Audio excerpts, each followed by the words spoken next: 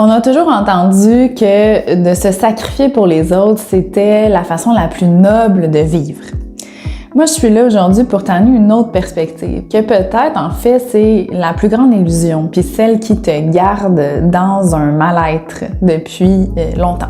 Je m'appelle Daphné Charret, je suis hypnologue et enseignante en pleine conscience. Je travaille pour la merveilleuse équipe de la mécanique du cœur. Et j'ai longtemps cru que de me sacrifier pour les autres, c'était la meilleure façon de vivre. Parce que dans mon inconscient, dans la conscience collective, dans mes gènes, il y avait cette croyance-là qui me disait que parce que probablement le Christ l'avait fait avant moi, s'était sacrifié sur la croix, et je devais le faire aussi pour être une bonne humaine.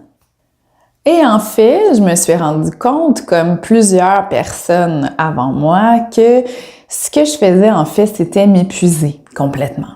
Au lieu d'être nourrie, au lieu d'être bien, au lieu de me sentir pleine d'amour à donner, ben je me sentais plutôt épuisée et malheureuse.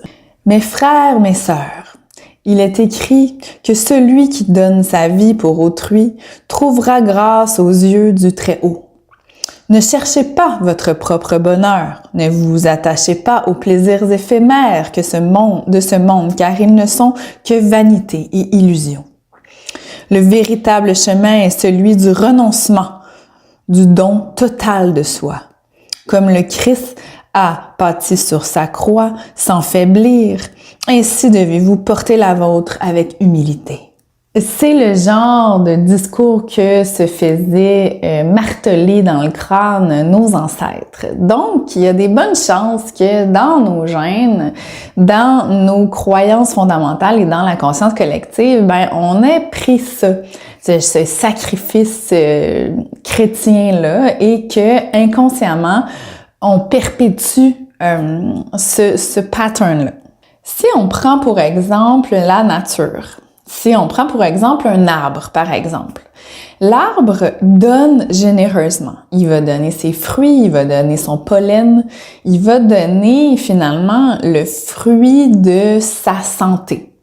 Parce que avant de pouvoir donner un fruit, avant de pouvoir donner du pollen, il va avoir pris tous les nutriments, tout le soleil, vraiment tous les minéraux et les vitamines dont il a besoin pour devenir la version la plus saine, la plus pleine, la plus nourrie qu'il peut.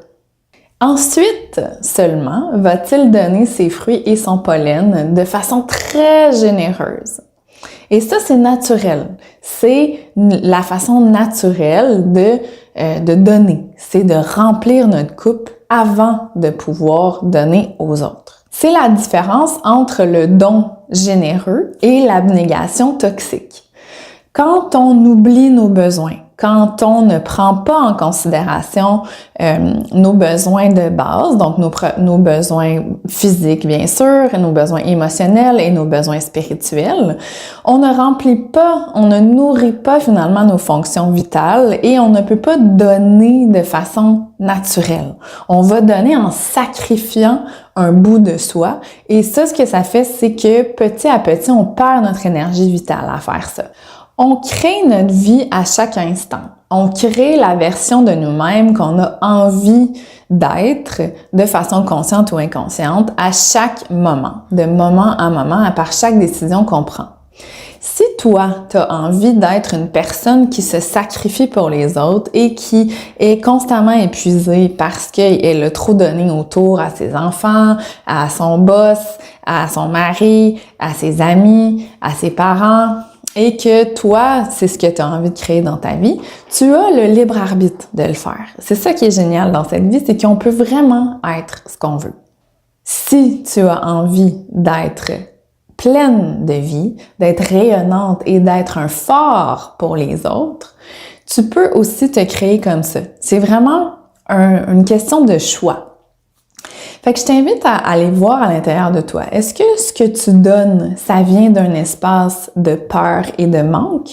Donc, est-ce que tu donnes parce que tu as envie d'être aimé? Est-ce que tu donnes parce que tu as envie de passer ou de paraître comme la bonne personne, la bonne samaritaine qui aide les gens autour de toi, donc que tu trouves ta valeur dans le don, ou est-ce que tu donnes vraiment à partir d'un espace de générosité naturelle, un espace de, pour moi, dans l'amour de soi et dans l'amour du monde et dans l'amour des autres, je donne parce que c'est ce que je fais naturellement une fois que tous mes besoins sont comblés.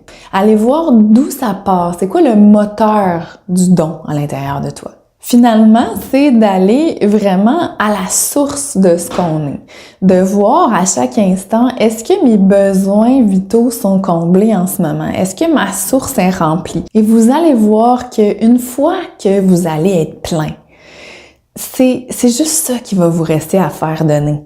C'est ça notre état naturel. Une fois que tous nos besoins sont comblés, on donne naturellement. C'est comme ça qu'on est fait. C'est comme ça que l'humain est fait. Et j'ai la certitude que si tout le monde avait ses besoins primaires comblés, on vivrait dans une société, dans un monde vraiment généreux, vraiment abondant, vraiment plein d'amour, parce que fondamentalement, on est comme ça. C'est juste qu'il y a tellement de manque dans le monde et tellement de peur que ça crée le manque, ça crée le vide, ça crée cette greed, cette avarice-là parce qu'on a besoin de toujours plus. Mais si on est comblé, on donne.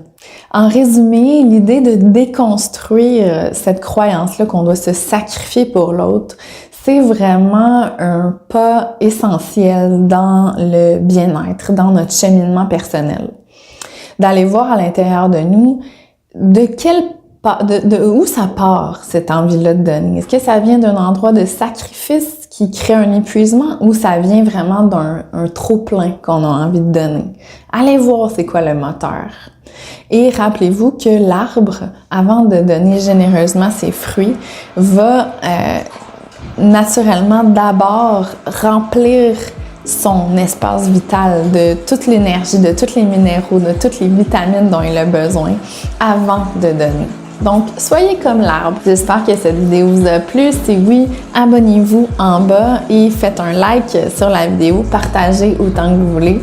Et on se voit la semaine prochaine pour un autre super sujet pour ouvrir la conscience et déconstruire les pensées limitantes.